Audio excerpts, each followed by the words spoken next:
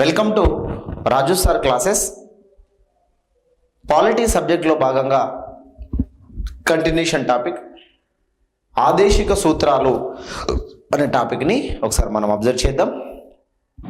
దీనిపైన మనకి గ్రూప్స్లో ఒక 2 to 3 క్వశ్చన్స్ వస్తున్నాయి.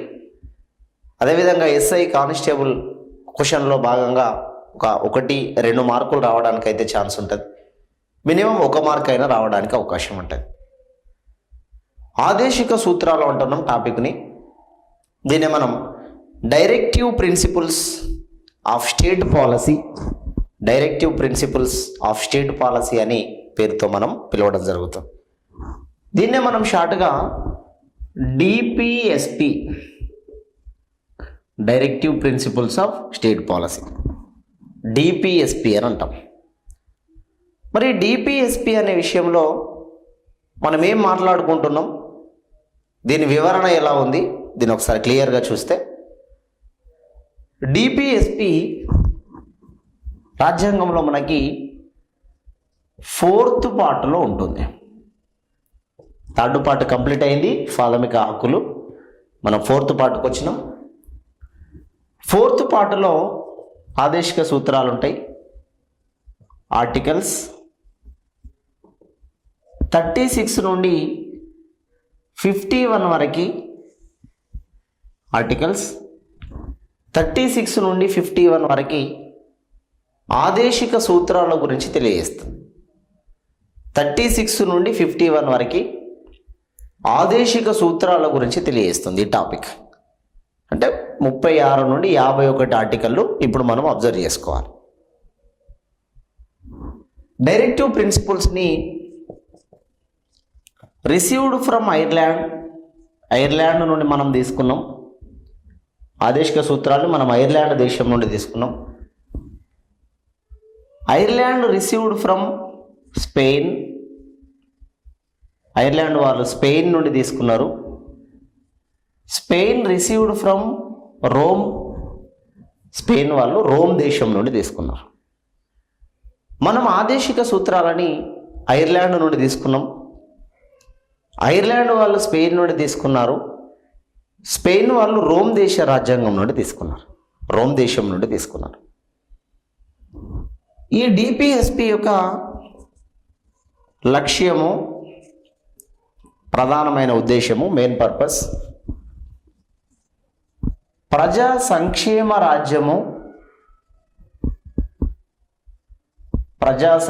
రాజ్యము లేదా శ్రేయో రాజ్య స్థాపన.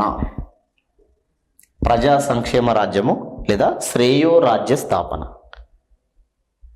ప్రజా సంక్షేమ రాజ్యము ప్రజలందరూ బాగుండాలి అని కోరుకుంటాం. ప్రజలందరూ బాగుండడం కోసం తీసుకొచ్చే కొత్త కార్యక్రమాలు శ్రేయో రాజ్య స్థాపన. ఈ ఆదేశిక సూత్రాలని ఇంకో రకంగా నిర్దేశిక నియమాలు అంటాం. నిర్దేశిక నియమాలు, వీటినే నిర్దేశిక నియమాలు, ఆదేశిక సూత్రాలు, రాజ్య విధాన సూత్రాలు, అదేవిధంగా డిపిఎస్పి. ప్రజా సంక్షేమము లేదా శ్రేయో రాజ్య స్థాపన. మరి ఈ ఆదేశిక సూత్రాలని ఉద్దేశిస్తూ ఈ ఆదేశిక సూత్రాలు దేశంలో సరిగ్గా అమలు చేస్తే, ఆదేశిక సూత్రాలు దేశంలో సరిగ్గా అమలు చేస్తే ఈ భారతదేశం ఒక స్వర్గం అవుతుంది అని వెరీ ఇంపార్టెంట్ పాయింట్. ఆదేశిక సూత్రాలు సరిగ్గా అమలు చేయగలిగితే భారతదేశం భూలోక స్వర్గం అవుతుంది. India will be earthly Paradise.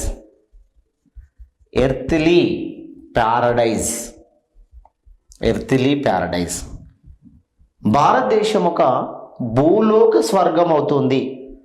స్వర్గం ఎక్కడో కాదు, భూమి మీదనే ఉన్నట్టు తయారవుతుంది. ఎప్పుడు? ఆదేశిక సూత్రాలను అమలు చేసినప్పుడు. ఇవి సరిగ్గా అమలు చేస్తే ఈ దేశం అనేది ఒక స్వర్గంగా తయారవుతుంది. వీటిని సరిగ్గా అమలు చేస్తే దేశమే ఒక స్వర్గముగా మారిపోతుంది. అని చెప్పినటువంటి వ్యక్తి ఎంసి చాగ్లా.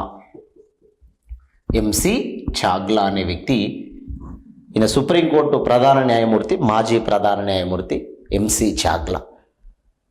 భారతదేశము ఆదేశిక సూత్రాలను సరిగ్గా అమలు చేయగలిగితే ఈ దేశం ఒక భూలోక స్వర్గం అవుతుంది, ఒక భూలోక స్వర్గం అవుతుంది అని ఎంసి చాగ్లా చెప్పాడు. ఆదేశిక సూత్రాలు ఈ దేశానికి కరదీపిక, టార్చ్ లైట్. ఆదేశిక సూత్రాలు కేంద్ర రాష్ట్ర ప్రభుత్వాలకి కరదీపిక వంటివి. కరదీపిక, టార్చ్ లైట్. టార్చ్ లైట్ కేంద్ర రాష్ట్ర ప్రభుత్వాలకి టార్చ్ లైట్, ఒక మార్గాన్ని చూపిస్తున్నాయి, ఒక మార్గాన్ని చూపిస్తున్నాయి, అంత ముఖ్యమైనవి అని చెప్పేసి ఎంసి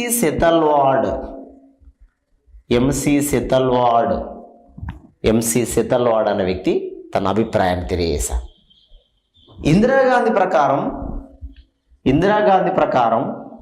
చెప్పింది తన అభిప్రాయం, ప్రాథమిక హక్కుల కంటే ఆదేశిక సూత్రాలు చాలా గొప్పవి.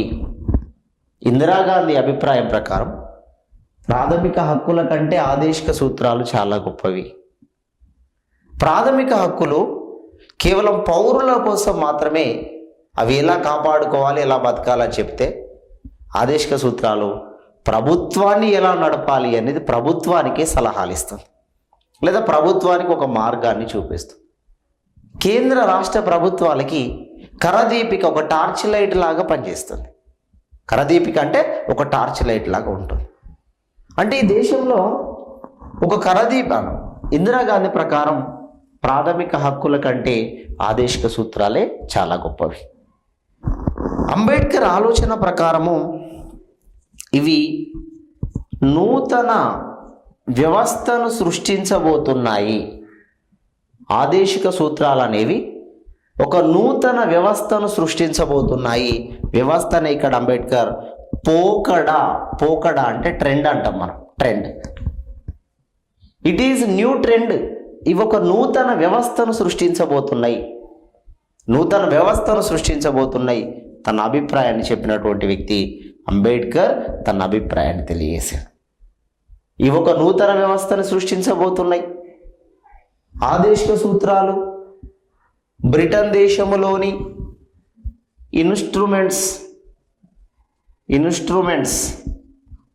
ఆఫ్ ఇన్స్ట్రక్షన్స్ వీటితో పోలిక చేయడం జరిగింది.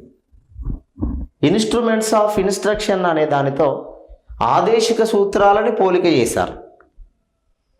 బ్రిటన్ దేశంలో ఆదేశిక సూత్రాలని ఇన్స్ట్రుమెంట్స్ ఆఫ్ ఇన్స్ట్రక్షన్ అనే పేరుతో పిలుస్తాం. ఇక్కడ బ్రిటన్ దేశంలో ఇన్స్ట్రుమెంట్స్ ఆఫ్ ఇన్స్ట్రక్షన్ అనే పేరుతో ఆదేశిక సూత్రాలను పిలుస్తారు. అందుకోసమే ఇక్కడ ఇన్స్ట్రుమెంట్స్ ఆఫ్ ఇన్స్ట్రక్షన్ అనే పేరుతో బ్రిటన్ దేశంలో ఆదేశిక సూత్రాలను పిలిచినట్టుగా భారతదేశంలో కూడా ఇవి చాలా ప్రాధాన్యత సంపాదించుకున్నాయని అంబేద్కర్ చెప్పాడు. మరి ఇక్కడ ఈ దేశంలో ఈ ఆదేశిక సూత్రాలు ఏ విధంగా పనిచేస్తున్నాయి? ఆదేశిక సూత్రాలు ఏ విధంగా పనిచేస్తున్నాయి? అసలు వీటి యొక్క చరిత్ర ఏంటి? వీటిని చేర్చాలి అని ఎవరు సూచించారు? ఈ విషయాలను ఒకసారి క్లియర్గా చూస్తే ఆదేశిక సూత్రాల యొక్క చారిత్రక నేపథ్యము, హిస్టారికల్ బ్యాక్గ్రౌండ్ అని రాసుకోవాలి. దీన్ని మనం హిస్టారికల్ బ్యాక్గ్రౌండ్ అంటాం. హిస్టారికల్ బ్యాక్గ్రౌండ్ చారిత్రక నేపథ్యం. ఆదేశిక సూత్రాలు మన రాజ్యాంగంలో కావాలి అని ఒక 3 ప్రధాన కమిటీలు తమ నివేదికలు ఇచ్చాయి. ఆదేశిక సూత్రాలని రాజ్యాంగంలో చేర్చాలని ఒక 3 కమిటీలు తమ అభిప్రాయాన్ని, తమ నివేదికలను ఇచ్చినాయి. 3 కమిటీలు ఏంటి? నెంబర్ 1 నెహ్రూ రిపోర్ట్, నెహ్రూ నివేదిక 1928, నెహ్రూ నివేదిక. Number 2 Karachi INC conference, Karachi INC సమావేశము 1931, కరాచీ ఐఎన్సి సమావేశము 1931. మూడోది తేజ్ బహదూర్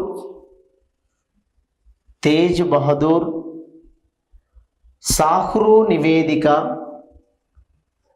తేజ్ బహదూర్ సాహ్రూ నివేదిక 1945. తేజ్ బహదూర్ సాహ్రూ నివేదిక 1945. ఐఎన్సి కరాచీ సమావేశము 1931. నెహ్రూ రిపోర్ట్ లేదా నెహ్రూ నివేదిక 1928. ఇవి వేరువేరు సందర్భాలలో వేరువేరు సంవత్సరాలలో కొన్ని ముఖ్యమైన నియమాలు ఈ దేశానికి ఉండాలి, కొన్ని ముఖ్యమైన నియమాలు ఉండాలి. బ్రిటన్ దేశంలో ఇన్స్ట్రుమెంట్ ఆఫ్ ఇన్స్ట్రక్షన్ అన్నట్టుగా భారతదేశంలో కూడా వాటిని ప్రవేశపెట్టాలి అని చెప్పి వేరువేరుగా తమ నివేదికను తెలిపారు. ఇందులో చివరిగా తేజ్ బహదూర్ సాహ్రూ ఇచ్చిన రిపోర్ట్ ఆధారంగా ఆదేశిక సూత్రాలు రాజ్యాంగంలో చేర్చబడ్డాయి. ఆయన ఇచ్చినటువంటి రిపోర్ట్ ఆధారంగా ఆదేశిక సూత్రాలు రాజ్యాంగంలో చేర్చబడ్డాయి.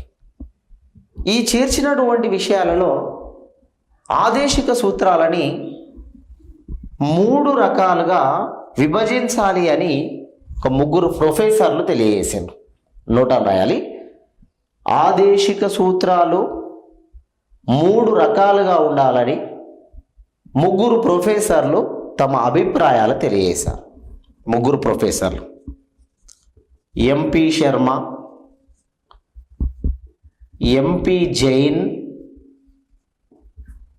GN Joshi. MP Sharma, MP Jain, GN Joshi అనే 3 ప్రొఫెసర్లు ఆదేశిక సూత్రాలని 3 రకాలుగా విభజించాలి అని చెప్పారు.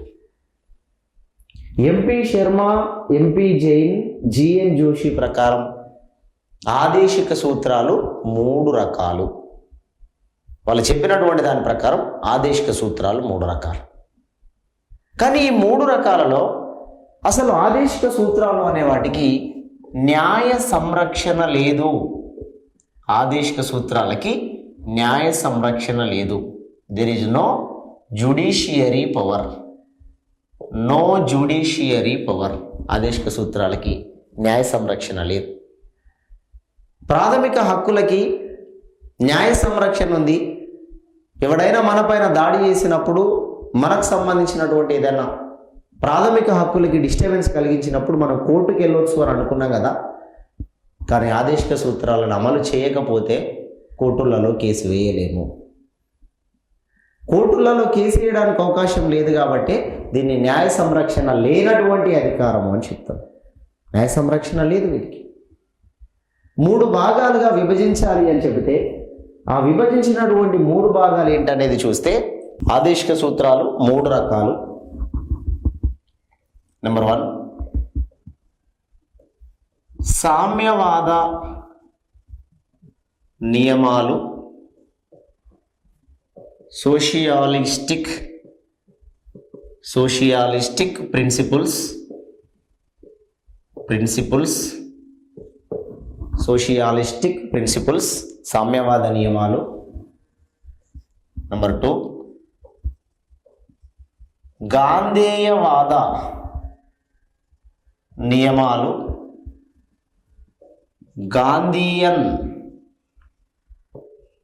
గాంధీయన్ ప్రిన్సిపల్స్, గాంధేయవాద నియమాలు. థర్డ్ 1 ఉదారవాద నియమాలు, లిబరల్ ప్రిన్సిపల్స్, ఉదారవాద నియమాలు. ఆదేశిక సూత్రాలు ఒక 3 రకాలుగా విభజించబడ్డాయి. ఆ 3 రకాల్లో మొదటిది సామ్యవాద నియమాలను, సోషియాలిస్టిక్ ప్రిన్సిపల్స్, ఒక్కొక్కటి అంశంలోకి పోయినాక వస్తుంది. రెండవది గాంధేయవాద నియమాలు, గాంధీయన్ ప్రిన్సిపల్స్. మూడోది ఉదారవాద నియమాలు, లిబరల్ ప్రిన్సిపల్స్. మరి ఇందులో ఏం చెప్తున్నాం, ఏ ఆర్టికల్స్ వస్తున్నాయి, అసలు వాటిని తీసుకోవడానికి గల ప్రధాన కారణాలు ఏంటి, ఒక్కొక్క అంశాన్ని చూస్తే ఆర్టికల్ నెంబర్ 36, ఫస్ట్ ఆర్టికల్ చూద్దాం, ఒక్కొక్కటి చూసుకుంటూ వెళ్దాం. Article 36, definition of the state, definition of the state and definition of the DPSP. Definition of the state and definition of the DPSP. రాజ్యం యొక్క నిర్వచనము. రాజ్యము అంటే దేశము, ఆల్రెడీ చెప్పుకున్నాం మనం ఫండమెంటల్ రైట్స్. రాజ్యం యొక్క నిర్వచనము, రాజ్యం యొక్క నిర్వచనము అండ్ ఆదేశిక సూత్రాల యొక్క నిర్వచనము. రాజ్యం యొక్క నిర్వచనము అండ్ ఆదేశిక సూత్రాల యొక్క నిర్వచనం. జస్ట్ డెఫినేషన్, నిర్వచనాన్ని మాత్రమే చెప్తుంది, వేరే ఇక్కడ ఏం అంత పెద్దగా ఉండదు దానికి ఇంపార్టెన్స్. అంటే ఆ నిర్వచనంలో ప్రాథమిక హక్కుల్లో ఫస్ట్ ఆర్టికల్ 12 అనేది డెఫినేషన్ గురించి చెప్పాం. ఇందులో మనకి రాజ్యం యొక్క నిర్వచనం అనేది ఆదేశిక సూత్రాల్లో ఫస్ట్ ఆర్టికల్ కూడా రాజ్యం యొక్క నిర్వచనం గురించి చెప్పింది. మరి ఇవి ఏ విధానాన్ని కొనసాగిస్తున్నాయి అనేది ఇట్లా చూసుకుంటుందాం. రాజ్యం యొక్క నిర్వచనము, ఆదేశిక సూత్రాల యొక్క నిర్వచనం రెండు అయిపోయినా 37 ఆర్టికల్ 37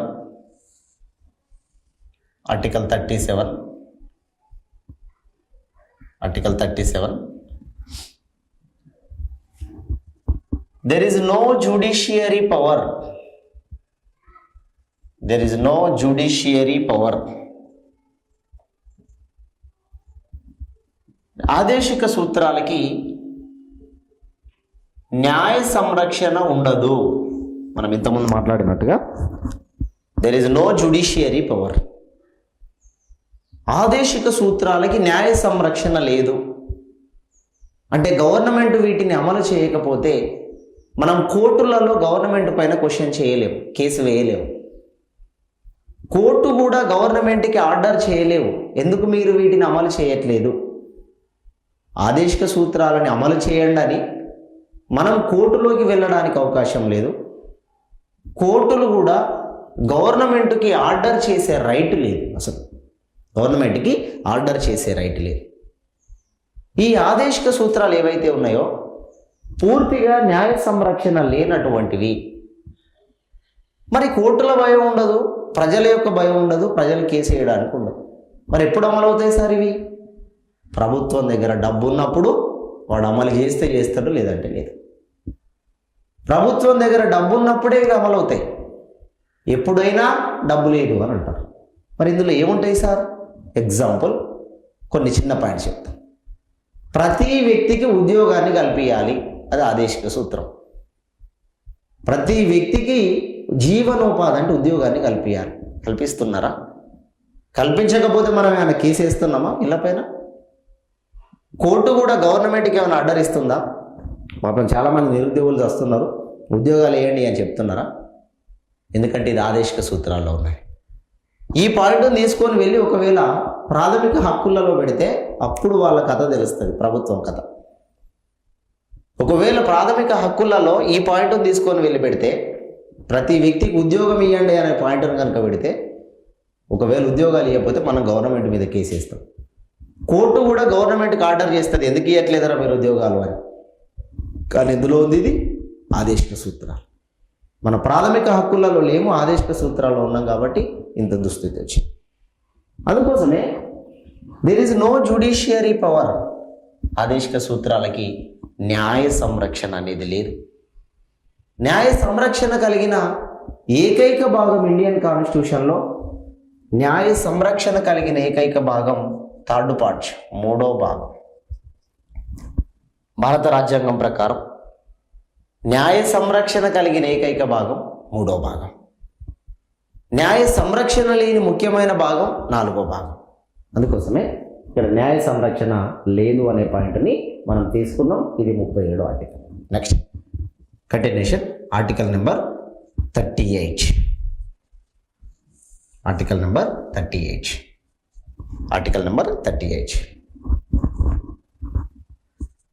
కేంద్ర రాష్ట్ర ప్రభుత్వాలు కలిసి వీటిని అమలు చేయాలి. కేంద్ర రాష్ట్ర ప్రభుత్వాలు కలిసి వీటిని అమలు చేయాలి. ఆదేశిక సూత్రాలని కేంద్ర రాష్ట్ర ప్రభుత్వాలు కలిసి అమలు చేయాలి.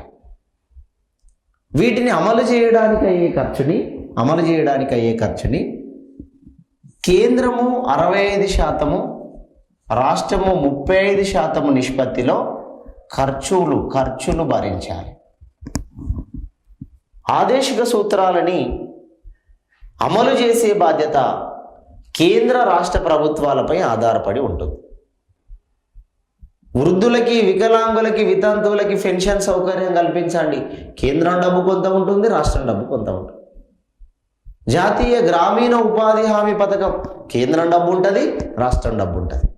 ఇట్లా చాలా అంశాలలో భాగంగా కేంద్ర రాష్ట్ర ప్రభుత్వాలు కలిసి ఆదేశిక సూత్రాలని అమలు చేయాలి.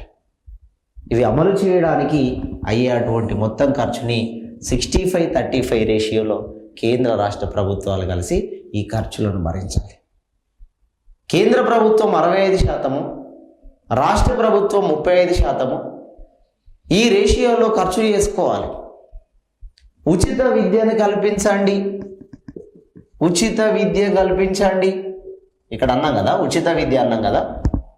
ఈ ఉచిత విద్యను కల్పిస్తే అయ్యే ఖర్చుని కేంద్రం 65%, రాష్ట్రం 35% భరించాల్సిందే. ఉచిత విద్యకు అయ్యేటువంటి ఖర్చు కేంద్ర రాష్ట్ర ప్రభుత్వాలు ఖర్చు భరించాలి. అందుకోసమే ఆర్టికల్ 36లో రాజ్యం యొక్క నిర్వచనం, ఆదేశిక సూత్రాల యొక్క నిర్వచనం. 37లో న్యాయ సంరక్షణ అధికారం లేదు.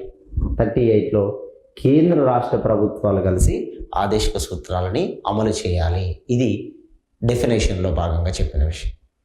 వీటి తర్వాత నుండి 3 రకాలుగా ఏదైతే విభజించినామో సామ్యవాద నియమాలు, గాంధేయవాద నియమాలు, ఉదారవాద నియమాలు అనేది 39వ ఆర్టికల్ నుంచి వస్తాయి.